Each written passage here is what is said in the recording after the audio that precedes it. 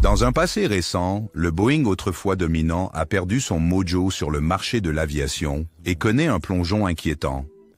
L'entreprise autrefois réputée pour ses pièces d'ingénierie aéronautique de premier plan doit maintenant rattraper son retard. Ceci après que son principal rival, Airbus, ait réussi à grignoter le marché et à devenir le premier fabricant d'avions commerciaux au monde, basé sur le nombre d'avions livrés. Désespéré de retrouver sa gloire perdue, Boeing brûle l'huile de minuit pour essayer de proposer une innovation qui bouleverse le marché et définit l'avenir de l'aviation commerciale.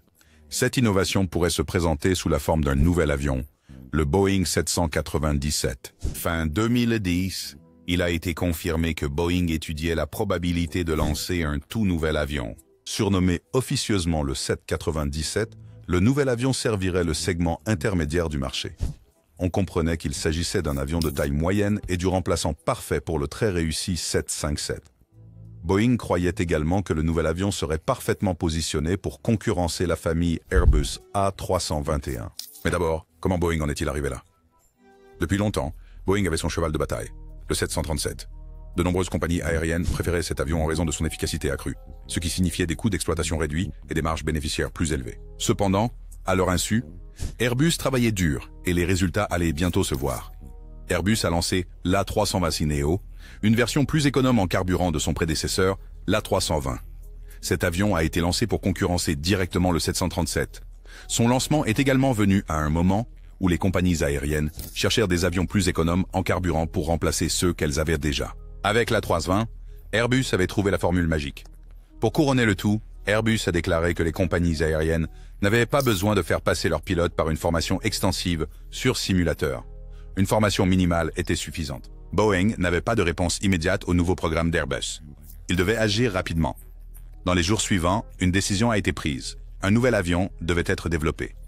N'ayant ni le temps ni les fonds pour en créer un à partir de zéro, la décision a été prise. Le 737 serait remotorisé et appelé le MAX. À ce stade, il était clair que Boeing essayait désespérément de rester compétitif. C'était la deuxième fois que Boeing choisissait de ne pas développer un tout nouvel avion pour remplacer les anciens. La première fois, la direction de l'époque avait désapprouvé une recommandation du responsable de l'aviation commerciale de Boeing de concevoir un tout nouvel avion. L'avion en nature remplacerait le 727, le 737 et le 757. Avançons. L'avion 737 MAX remotorisé a été entaché par une myriade de problèmes de contrôle de qualité, dont certains ont culminé en des accidents tragiques qui ont coûté la vie à plus de 340 personnes. De plus, autrefois dominant et préféré des compagnies aériennes, le 737 a été dépassé par les avions d'Airbus en tant qu'avion le plus prisé dans le segment du marché des appareils de taille moyenne. Inutile de dire que la décision de Boeing de développer le 797 est attendue depuis longtemps. Le 797 est un avion de taille moyenne. Cela signifie qu'il s'agit d'un appareil de la taille d'un 757 ou d'un 767, positionné dans la gamme de Boeing, exactement entre le 737 et le 787. Dreamliner. Boeing a choisi de rester discret sur la majorité des détails concernant le 797. Cependant, il est officiel que l'entreprise a conçu deux versions du nouveau jet, le 797-7 et le 797-7.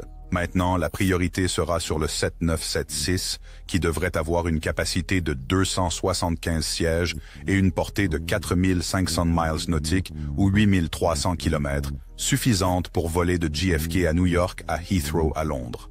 Plus tard, Boeing commencera à travailler sur la sixième variante du 797, se vantant d'une plus longue portée de 5000 milles nautiques, ou 9200 km.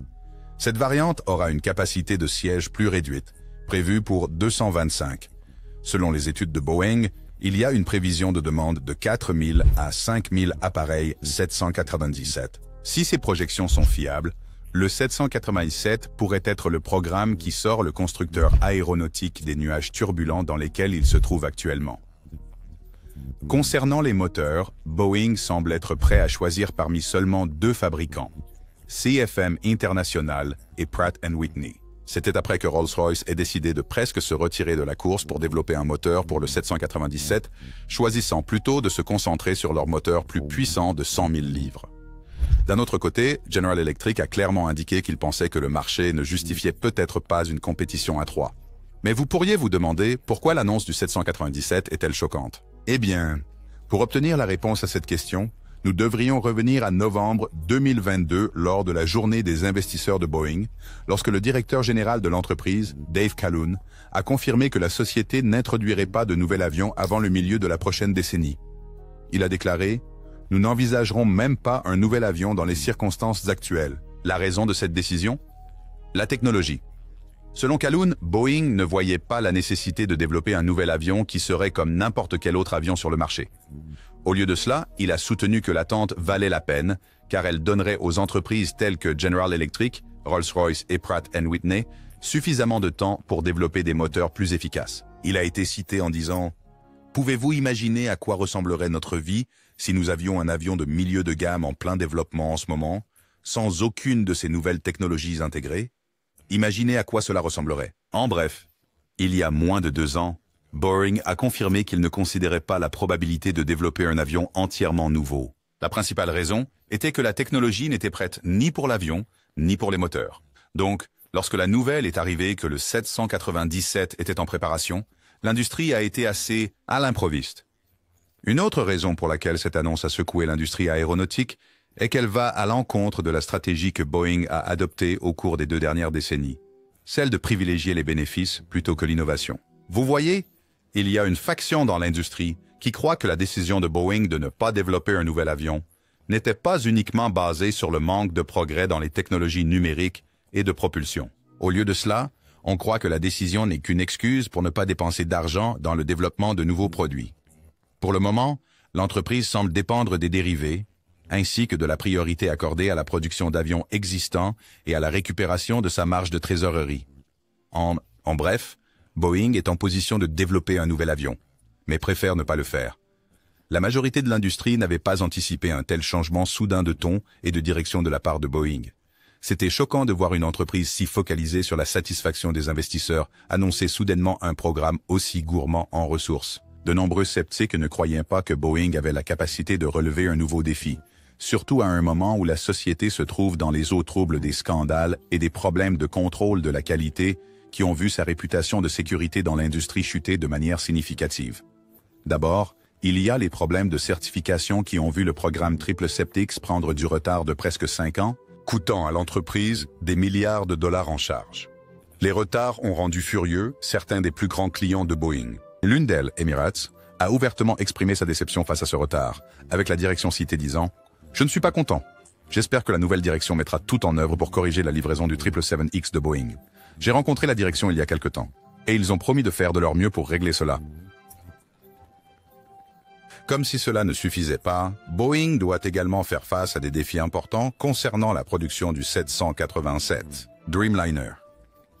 Déjà confrontée à des défis avec un important arriéré de commandes, la société a annoncé qu'elle s'attendait à une augmentation plus lente du taux de production et de livraison, aggravant encore les problèmes qu'elle doit gérer.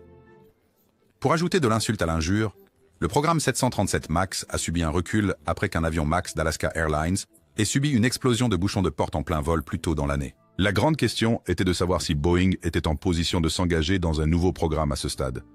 Beaucoup ne le croyaient pas. Contrairement à ses croyances, Boeing a surpris tout le monde en rendant publique la décision de travailler sur le tout nouveau 797. Boeing est sur le point d'engager des milliards de dollars dans le programme 797. Alors, le programme en vaut-il le risque? Plusieurs raisons indiquent que oui. Tout d'abord, il est fort probable que Boeing ait tiré les leçons des problèmes des avions MAX et Dreamliner. Il est peu probable que l'entreprise répète les mêmes erreurs avec le tout nouveau 797. En tout cas, Boeing est toujours connu pour être un ingénieur en design impeccable et les processus itératifs impliqués dans la conception du 797 n'entraîneront que peu ou pas de problèmes pour l'entreprise. Deuxièmement, Boeing est actuellement désavantagé sur le marché des bimoteurs à double couloir, avec Boeing semblant porter le coup fatal avec le lancement imminent de l'A321 XLR au 3e trimestre de 2024. L'entreprise ne peut plus compter sur les modèles 757 et 767 obsolètes pour rivaliser avec les nouveaux avions, entièrement équipés avec une technologie de pointe. De plus, le 737, dont la conception remonte aux années 1960, est complètement dépassé.